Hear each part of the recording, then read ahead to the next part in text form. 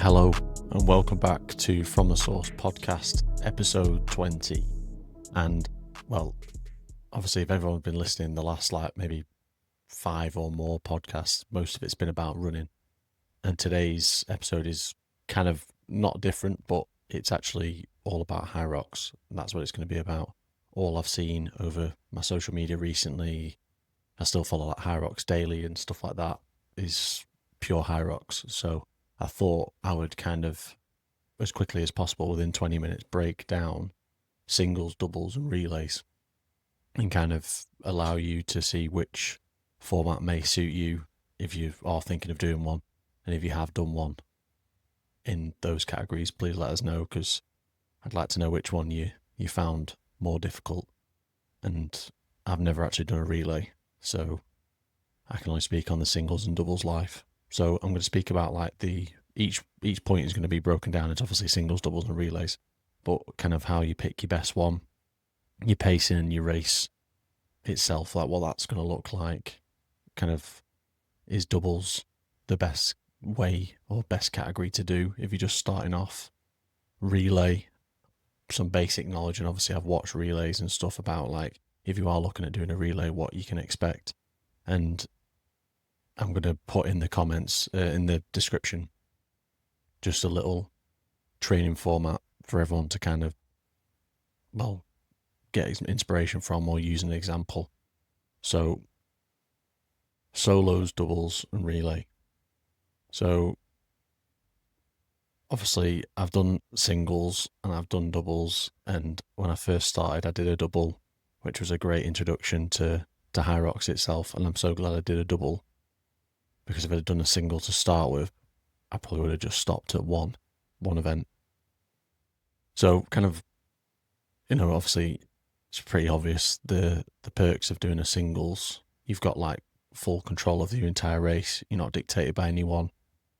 You're not having, I know you in a doubles, you try and find someone at similar pace, similar level to you, but on the day, one of you usually feels better than the other, and you're not getting dragged along. So in singles, obviously you can control the pace, make it very simple, have all like your target times and target reps to do, and have it all nailed down. And obviously no one can interrupt that and get in the way.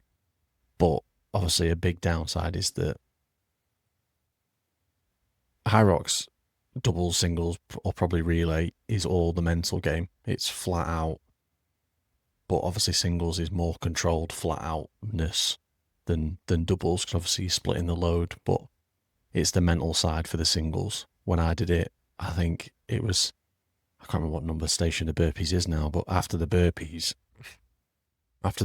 in the run after it, the second lap of that run, I was just in like a world of hurt in terms of like the little devil on your shoulder, like, just stop now, it's easy if you stop type thing, blah, blah. It's just pushing on past that, and each station was that mental test. So that's what you have in a singles. It's just constant mental toughness and that battle that you have with yourself. You've trained, and obviously if you've trained well for it prior, you'll be fine physically, but it's the mental side when it really starts to hurt, when it really digs in. And kind of anyone listening to this who's done like a 5K flat out time trial before, it's kind of when you get to that 3 to 4K where this is hard, you don't want to continue, I want to stop. And then once you get to like the 4.5K and you can see the finish line, kind of all the pain then goes away and you can obviously finish the race. It's kind of like that with the singles at HYROX, probably a bit more magnified, but it's purely the mental side for the singles. And obviously, they've got it advertised as 8 1Ks. This is the same for everything, but 8 1Ks, and it isn't 8K in total. I think the last one I did it in Manchester, I think it was like 11.5K we ended up doing. So it's all the little bits in between and the little bits of running, and obviously added into like, the length of your burpees and stuff is all the distance added in. So it's those little things, but it depends on how you want to race as a singles. Do you want to be a really good runner and cruise the weight, the stations? Or do you want to be strong and, not hobble through the runs, but potentially struggle more than the stations? It's something you're going to have to think of.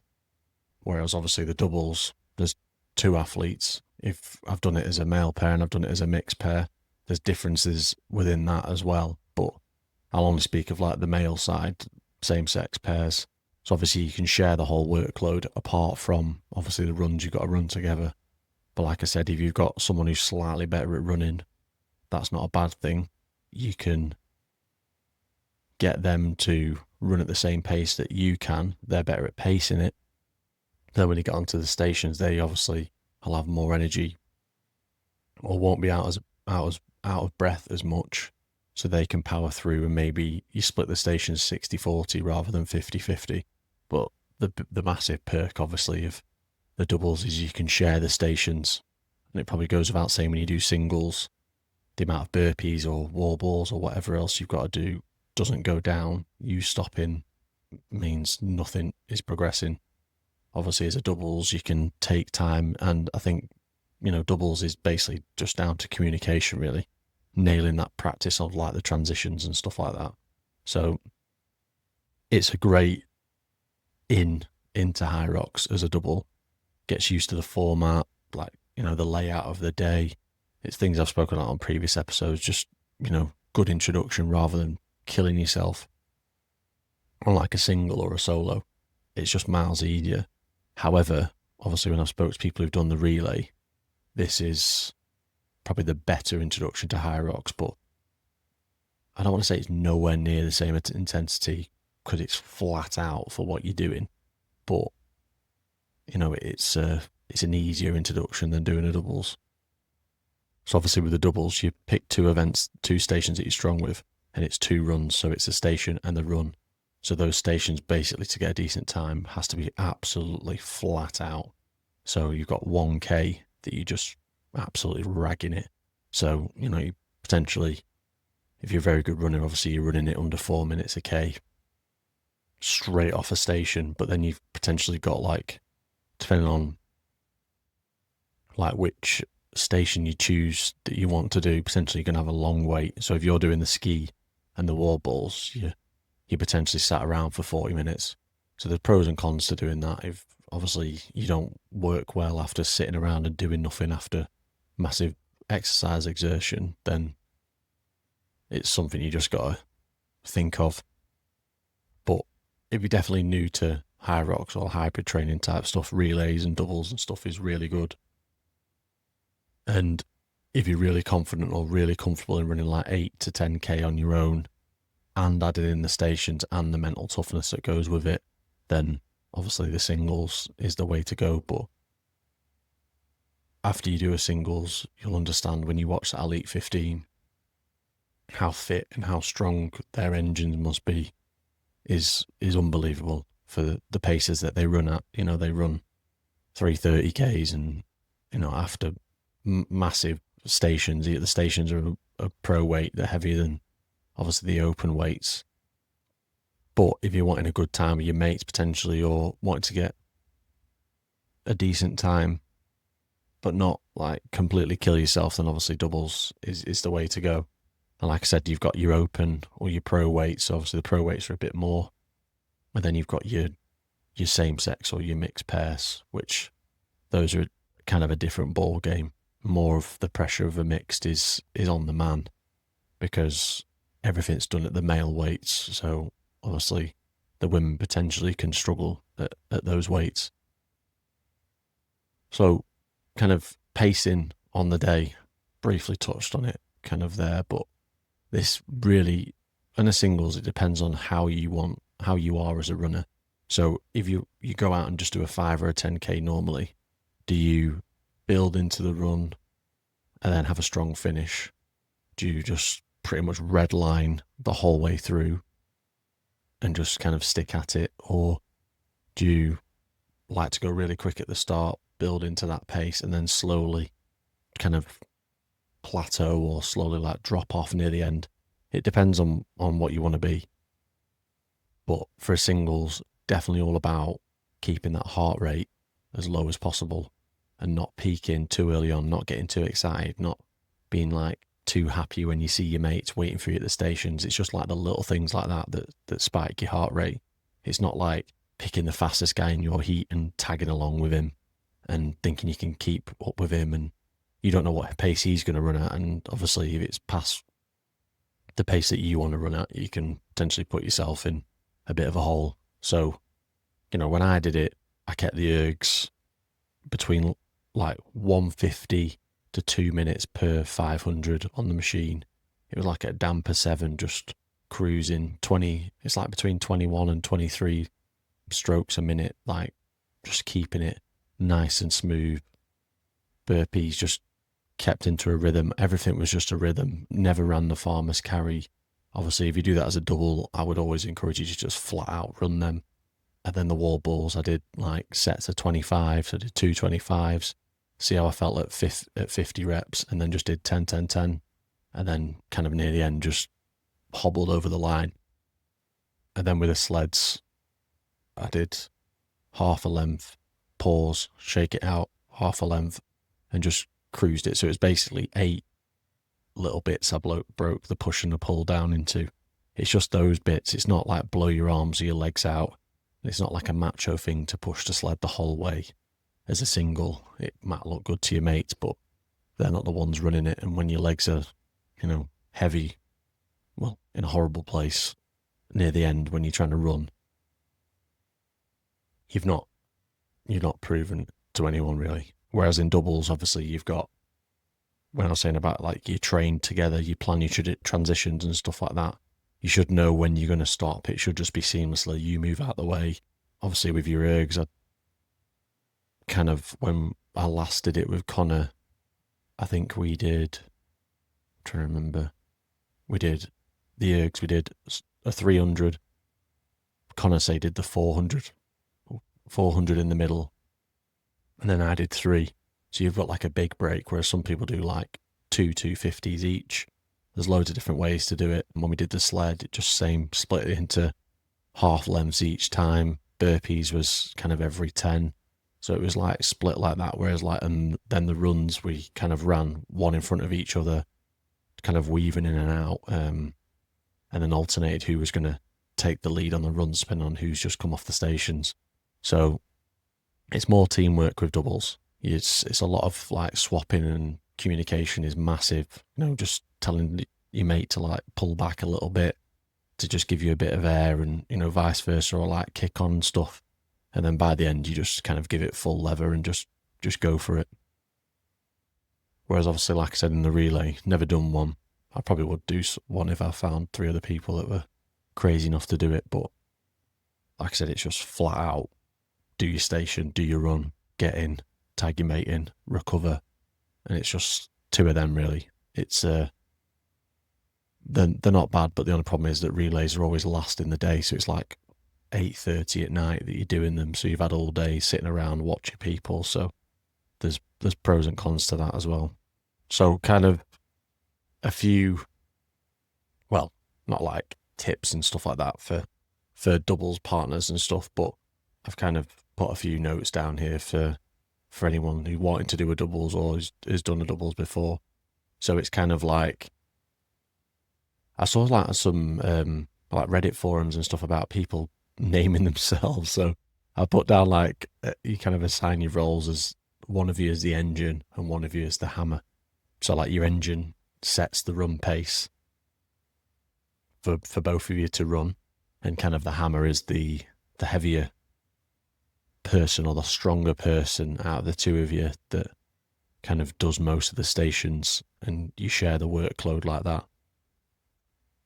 I mean, I feel like there'd be pros and cons. Well, there is pros and cons to doing that. Obviously, you'd look at the engine who's like with a thinner, leaner guy, whereas the hammer, obviously the heavier guy, the brute, if you will. So the runs for the hammer will be a lot harder than the engine. It's kind of like, maybe it's counterproductive unless you've got like a guy who wants to be the hammer and just put himself in a hole, but you kind of want to get like similar size, similar strengths and split the load. There's no real gain from doing it that way, but obviously on some of the Reddit forums I kind of saw things around that. But like I said, it's about having a plan for every single one of the stations and practicing in your training plans leading up to it. So like what we're going to do when we go to the wall balls, you know, what we're going to do at the burpees, who's like even going to start. Are you going to have someone who finishes a station and then has to dictate the run, or are you finishing the station, you're just following your partner who's like fresh, but then who is coming in on the station when you get back in? Is it the person who is fresh onto the run, or is it the person who's just finished the station? So it's stuff like that. And I think you find a good partner, you'll work that out easily. Some people prefer being out of breath and going straight into it and then having a rest, or, you know, vice versa. There's loads of different ways around that. Obviously, having like, if you wanted to, like code words and stuff for like swapping or slowing down, or, you know, whatever it is. We personally didn't have any of them. It was just like kind of on your left, on your right, that we were saying to like people. We just basically tell each other to like shut up halfway around and like leave me alone, don't talk to me, let's just get on with it, like stop messing about. Kind of got like a bit like that. Just like, let's just get through this. We both realised that we put each other in a hole and just wanted it over and done with. So, yeah, you can have this like code words and stuff, but I don't really feel like it makes a difference. But like the runs and the pacing, if you're the one runner that feels good at that time, because you're both going to go through peaks and troughs basically, you know, your mate will feel good for the first 3K and then you'll feel good for the last 3K. It's not about like putting each other in a hole and being like, oh no, I'll just crack on and I'll just drag you behind and leave you. That's not the way to do it, because obviously when you get back into the stations, you can't start until both of you are there. So there's no point racing off, because you're just going to be stood there a bit like a lemon waiting for your mate to like trundle down, and probably killed his motivation watching you just run off in front of him. So it's pacing, obviously, like I said, it's just about finding the right partner, someone who's going to like run a good pace, a similar pace to you. And yeah, you might be a bit quicker or slower, but it's not about like just burning your mate and leaving him. Obviously, you know, kind of the mindset you should have is obviously you both entered it together, both want to do it together, kind of both want to finish it together. You don't want to be the guy who races off down the finish line and stuff. And even when I see like videos of people on the wall balls, obviously you've got one guy who will be the one to finish the wall balls at 100, then his mate who's just stood there for 20 reps and is fresh, they literally waited for that ball to hit on the 100th rep, and he's straight off over the line and leaves his mate who's got jelly legs and stuff like trying to catch up and stuff. So it's just like little bits like that, but just keeping everything smooth. If you kind of go against your plan and what you train for, it all just goes tits up. And, you know, I still admit to Connor today that when we got to the ski station, I decided to just go absolutely flat out on that first run. It was like low threes and stuff that I was doing straight into the erg. I was like ready, like, no, I'll go first, blasting it out. And then I realised afterwards, I was like, I don't even know why I did that. I really don't care. Just put myself in a bit of a hole, and Connor's looking at me going like, we've not trained for that, and cheers. So yeah, it's just different. It's good doubles, definitely good. If you find someone you want to train with and who does it well, it's even better. So like relays, obviously, like I said, it's not something that I've ever done, but it depends on this. Again, is all down to strategy in a way. If you wanted a really good time, you know, how you would structure the people on certain events is how you want to race that day and around like their needs and, you know, what they're doing. So potentially you can have like, because it's like hectic when you first start the relay and when you first start all the HYROXs, so you maybe want like a calmer guy to start that, who's not going to get kind of stuck into the pacing, and I don't know, he's got more experience like running with more people, who can like handle like the nerves of starting, setting the rhythm, have like your stronger people in the middle who's going to nail the burpees and like stretch that lead in front of people. And obviously you could have like the anchor, like, you know, your Usain Bolt type guy at the end who's just going to absolutely blast it. You know, you need like low fours, we'll get you low fours and just absolutely smashing it out. So it's just kind of how you structure it, a bit like obviously the relay, for like the 4x100 that you see at the Olympics and stuff. You've obviously got to have the right guys in the right place, because like a Usain Bolt in the middle of the relay, probably isn't as beneficial on that back straight than maybe he gets hyped up on that last leg and he just runs even quicker than he normally does. So it's dependent on like the people, and all this is around like if you want a really good time, and if you don't and you just want to have a good time with your mates and stuff, that's equally just as fine. But yeah, so like in between your legs, like I said, you can be, well, you potentially have like loads of time in between. So it's how can you keep yourself warm and relaxed? You don't stiffen up, so you're not underperforming when you do your leg. Obviously, there's like light jogs and stuff you can do. Keep yourself stretching, keep yourself mobile. Practice like, say if you're doing like the warbles, like your squats and everything else, and like keeping your legs like nice and loose. So there's loads of different things like that. And obviously like the transition is where you'll lose or gain most of your time. So it's like, rehearsing, like not banging into each other. And it's just like little things like that. But it's just if you want to get a really good time that you'd absolutely nail this. And obviously when you see the elites do it, it's all like you'd expect an Olympic running team to do. But kind of the theme or the thing that will kind of kill it for everyone is in the relay is obviously they're sitting around and you're starting to go cold and you have one good leg and you're really hyped up, and then you just like buzzing and you just forget that you're on next. And it's like, oh shit, you're so underprepared and you're just off and your head's everywhere and you can't remember what you're doing or where you're running, and there's so many people cheering, and it's just, not the best way to prepare. So obviously keep your eye on your teammates that are running around and, get yourself warmed up again 5 minutes before, or, when he's got off or when he's finished his run and gone into the station, that's when you should start to like warm up and stuff like that. So just being aware, there's a lot going on with the relay. There's a lot of people. Obviously, it's loads of teams and there's 4 people to a team, plus everyone else that's watching and everything else that's going on. And like I said, it's late at night. So yeah, it's just about being switched on. But yeah, that's kind of the whistle-stop tour of HYROX categories that are going on. And like I said, I've done 5 or 6 now, and singles, mixed, the same sex and stuff like that. So there's loads of different things. I'm not saying I won't get back in the ring and do a HYROX. I probably will, to be honest, but it just depends. Especially in the UK, people trying to buy UK tickets, it's absolutely crazy. They're crazy expensive. The day's, ridiculous. It's a full-on day out. You're absolutely knackered. When we did it in Birmingham, obviously you're staying over. Manchester is just, if anyone knows Manchester at the minute, it's obviously a thriving city that it's just packed all the time. So many people go down. It's ridiculous.